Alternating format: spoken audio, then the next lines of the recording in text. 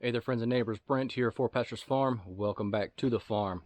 Got a couple of quick little updates here for you. Let me show you all this. So we've got our shed door, our cabin door here framed in and quasi trimmed in. You can see we're a little long down here on the bottom. I'll knock that off when we do our painting and such. We'll get it finished in.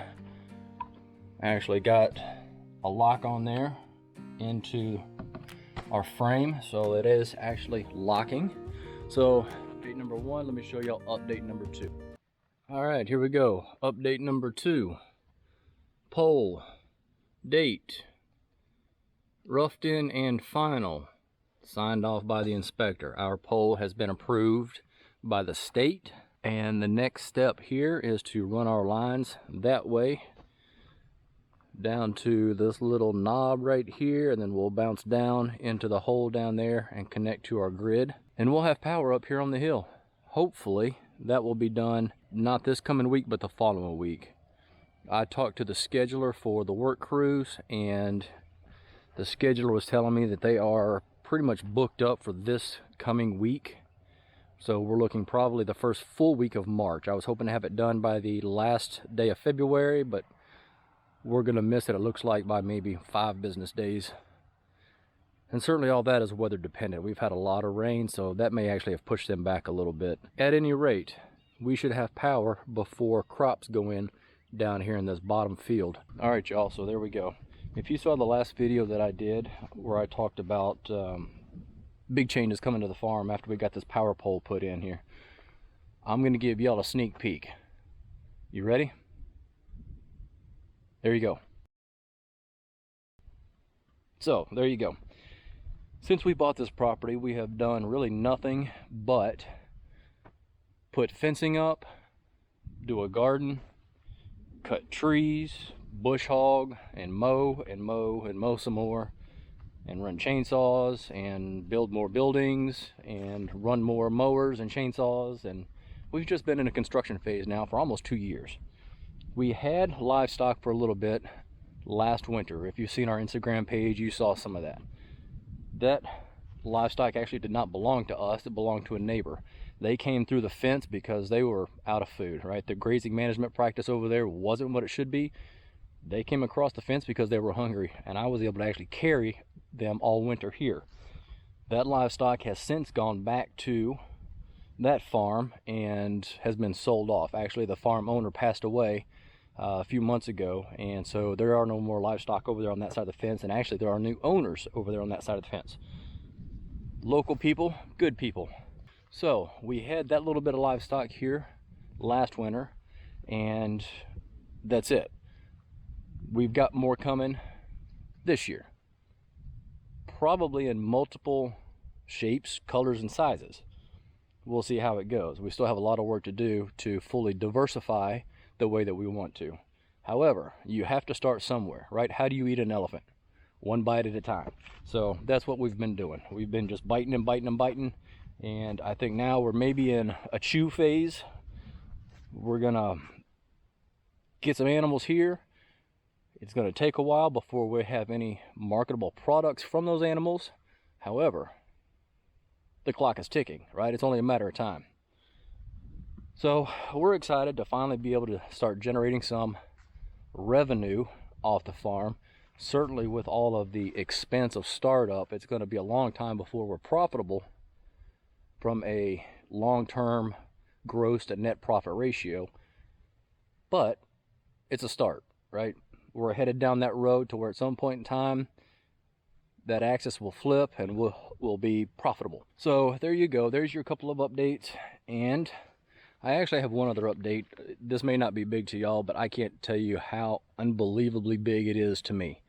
I'm out here on my feet sometimes 8, 10, 12, 14 hours a day, and my feet just start barking. I mean, they hurt, they hurt, they hurt. So look here, y'all.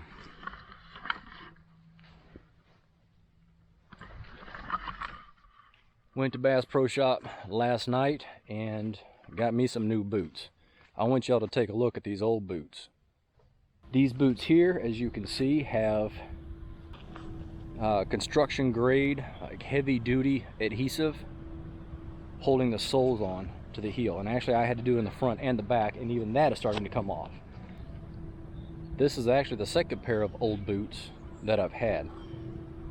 The first pair literally just fell apart. The sides ripped out of them, the soles were gone. The tread on the soles actually just came off in chunks over time. The soles separated, and I mean, they just literally fell apart. I couldn't even duct tape them back together.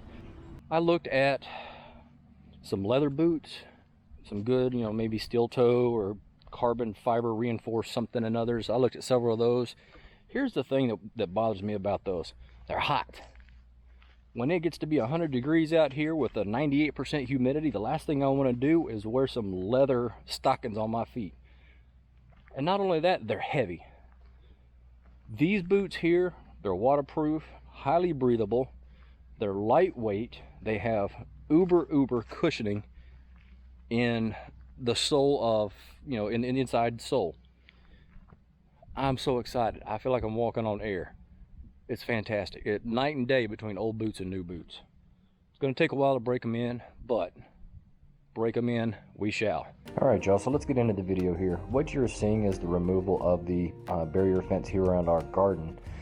When we had cattle, even with this fence and a hot wire around it, livestock were able to push into the garden and ate our winter garden. They ate up all our collards and our kale and all our lettuce and everything.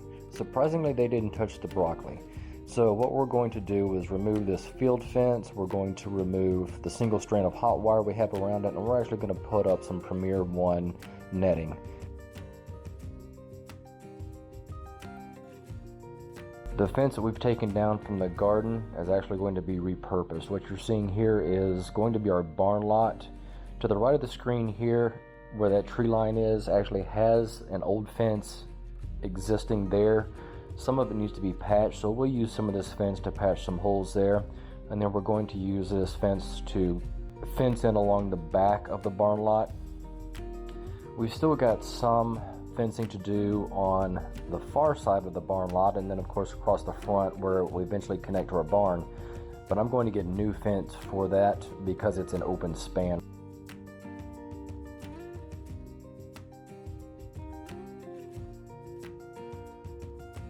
I have to say that sprucing up or tacking onto an existing fence is significantly more difficult than just putting up a new fence in and of itself. Trying to work in between old wires and fence and old barbed wire and get new poles put in and then get everything strung up together is pretty tedious. You almost need another person here to hold the old fence back away from the fence that you're trying to put up so that you can get it done and then connect the two fences together. The old fence here is 4 or 5 strand barbed wire, and we're putting field fence on top of that. This is actually a property line fencing, and so I don't want to take the old fence down because we share that property line with a neighbor. So we're basically just beefing it up rather than taking it down and rebuilding. The first piece that we did there was about 30 feet. This stretch here going down the hill is 110 feet long. And I've used here a couple of 2x4s screwed together through the fence and then some ratchet straps. And I use that to pull the fence tight before strapping it onto the fence posts. I have found that when you have to fence down a hill or up a hill, it's easier to do it in sections instead of one long stretch. So I went about halfway down the hill and used my ratchet straps to pull that section tight. And then once I had that section tight and tacked up to the fence post, I went all the way down here to the bottom, where we're going to join into another fence that you would have seen on a previous video, and pulled it tight all the way down to the corner there and worked my way back up the hill, attaching the fence to the post.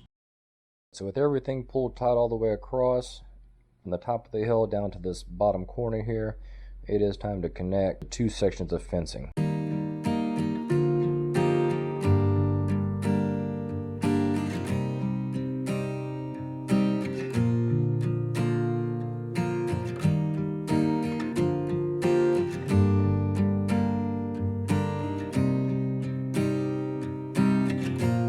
Let me show y'all what I've done here.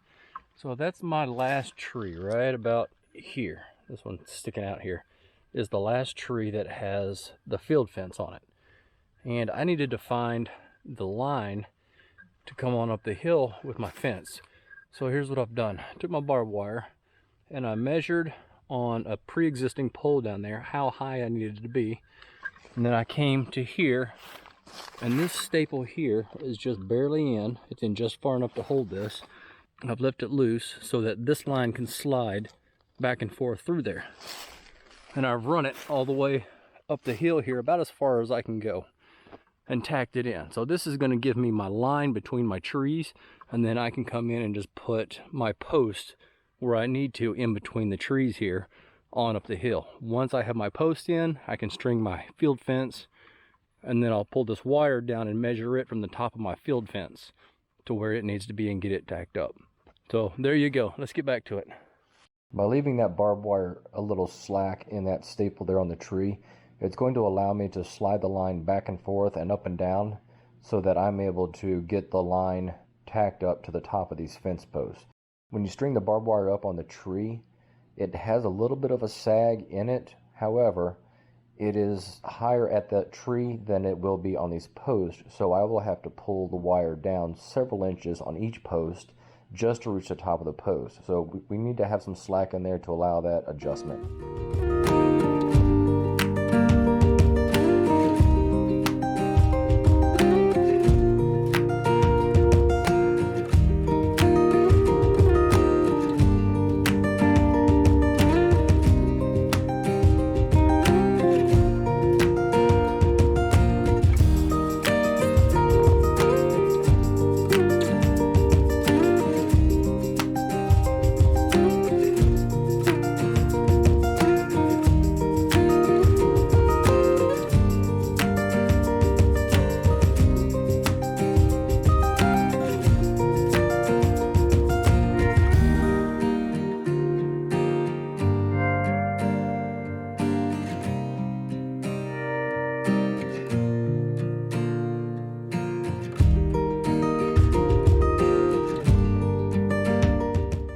Alright, so now that we've got all our posts in and we've got our wire up, I've got to go through here and attach the wire to the top of the post. And then all we'll have left to do is come in with our field fence and attach it to the bottom of the post. And we will be good all the way up here through to this cedar tree.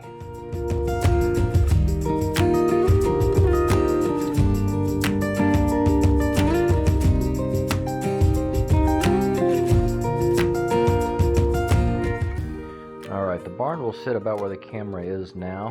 As you look the full length of the field there, that was the first section of fencing that we did with the field fence and attached it to the pre-existing 4 or 5 strand barbed wire fence. And there along the right side is the section where we strung the single strand of barbed wire and got all of our posts in. We'll come in and string the additional field fencing there on the right to close in this barn lot, and then we'll come across the field on up to where the barn sits, and we will have a fully fenced in pasture. This pasture here is going to be about 4.5, close to 5 acres if you get up into the trees a little bit. Should be plenty of size there for our barn lot. Hope you all enjoyed this video. If you would, go ahead and click that like and subscribe button. Don't forget to ring that notification bell so you can see exactly when we release new videos. We appreciate y'all sticking around and hope y'all have a great week. Thanks. Bye.